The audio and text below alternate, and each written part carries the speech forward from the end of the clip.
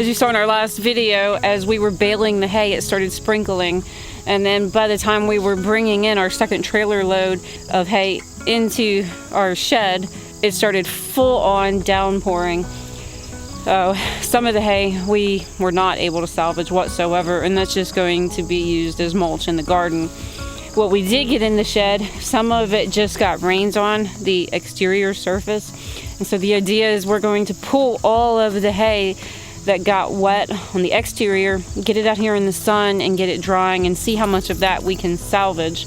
Whatever hay we can't salvage is just going to be used as mulch in the garden once we pull everything out of the garden to add more organic matter to the garden.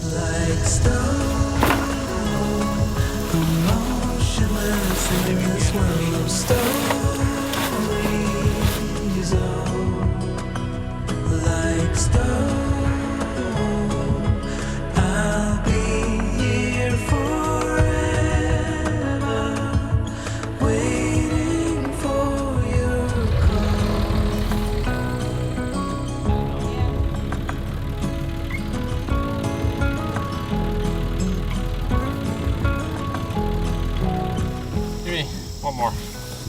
Do 11. You have to try to set a new record each time.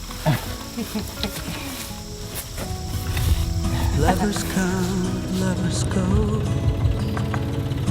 and their hearts seem to change, but mine's still the same, 'cause I still love them all, and my heart's not to blame. It's just the way it is.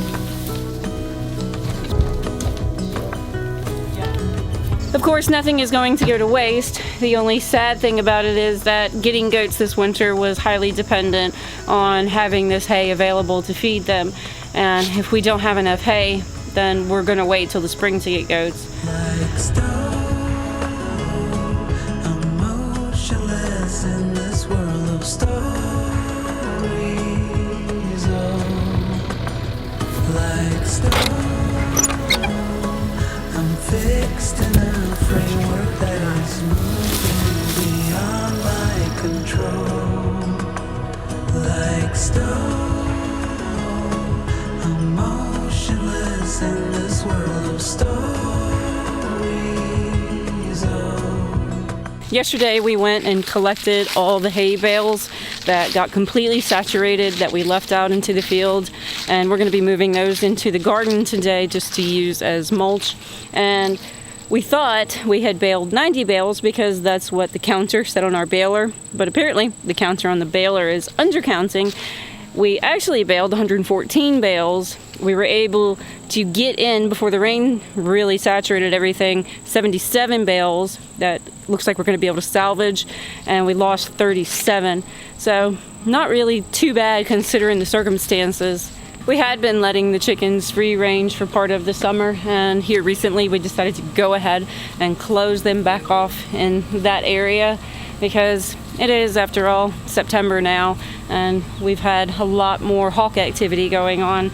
So I feel a little bit better with them being kind of in here, although this winter we are going to tighten this fenced area down to kind of concentrate them more underneath the fishing line.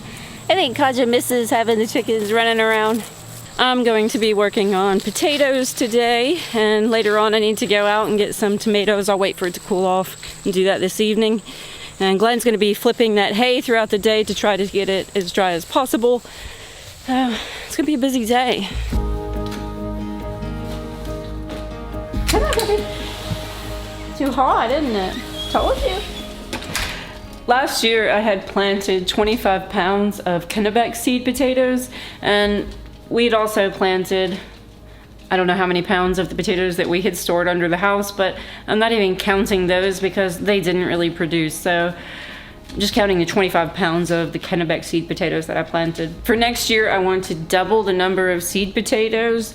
So I'm going to be planting 50 pounds of potatoes, And I'm ordering like a mixed variety of seed potatoes because I'm going to try doing land racing with potatoes using true potato seed. So I'm only going to need to save out of our own potatoes for seed potatoes 10 pounds, since I'm ordering the 40 pounds. And we ended up getting 100 pounds, almost exactly, out of the garden, which isn't really that bad considering I thought it was actually worse than that. But I do know we're gonna need probably 4 times this amount for all the potatoes that we eat in a year. And I know that I probably won't get that even next year, but I'm just kind of try to slowly work my way up, not overshoot and not get overwhelmed, but slowly work my way up towards growing a year's supply of food instead of just going all in and getting crazy with it and trying to make it all happen in 1 year. And in our garden, because our garden soil is so poor, we already know that we have to overplant to get the amount of produce somebody would have in maybe a smaller garden that produces a lot better.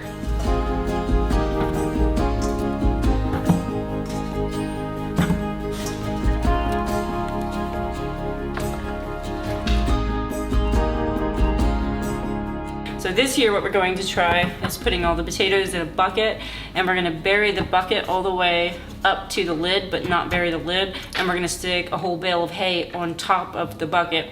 And hopefully that will act like a root cellar.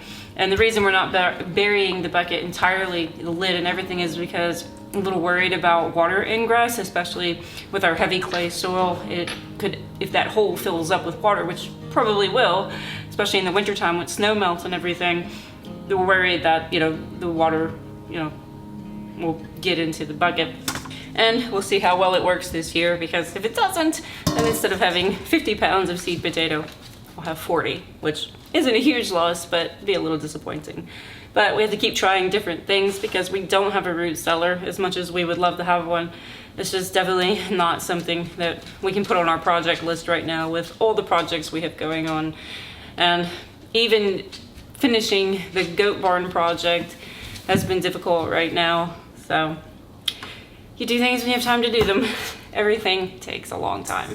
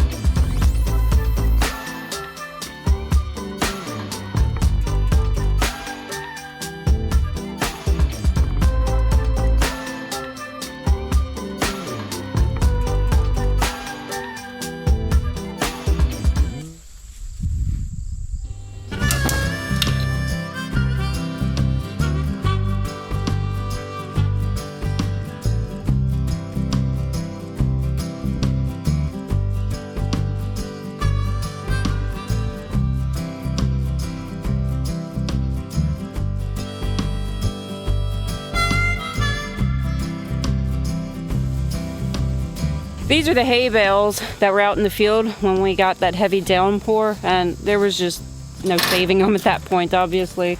But we went ahead and collected them, and we're moving them into the garden here where the potatoes used to be. And we're just kind of gonna wait here until we clean everything out of the garden and harvest everything, and then we'll spread this out.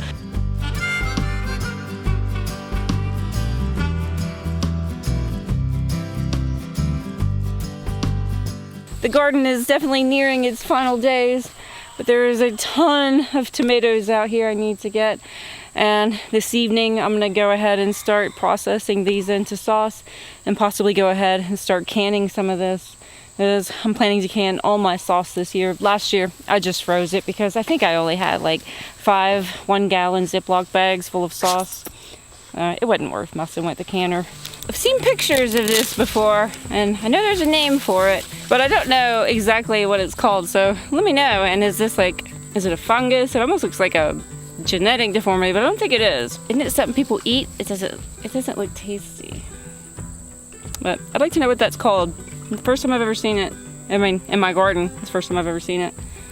Pretty wild. It looks like it has like dirt growing in it. That is wild looking. Okay, tomatoes. 1 pepper. One jalapeno. There are more out here, but there's not many. Bountiful harvest. Okay, tomatoes. Still trying to get to the paste tomatoes. This tomato down here, doesn't at all look like a paste tomato. Looks like an eating tomato, and I'm not really sure how it got mixed in with the paste tomatoes. Strange times.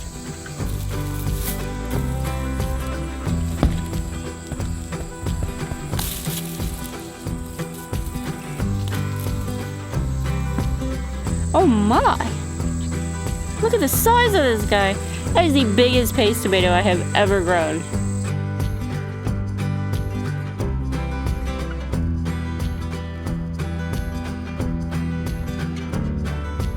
I'm gonna go ahead and empty this box.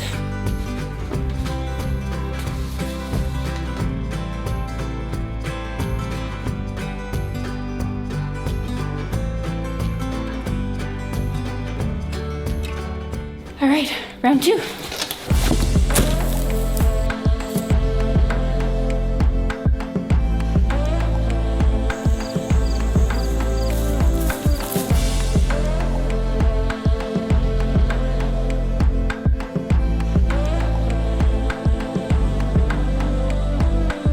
I separated these tomatoes out into the ones that I definitely need to process tonight and the ones that can wait a day or two if I don't get to them tonight.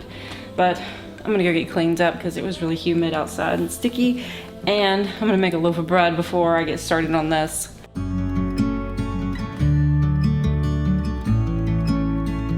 I got my bread rising. It's a 50% rye, 50% white flour, and I've been experimenting with adding more and more rye to our breads because, for one thing, we really enjoy rye, and from what I understand, rye is a lot easier to grow in our climate than wheat is. And so I'm wanting to kind of experiment with doing more and more of my flour-based products with rye. All right, I need to get to work on these tomatoes. Standing on the door, I'm on my way. A million things I guess that I should say, but I am done. Yeah, I'm done. Letting go of all my heavy load.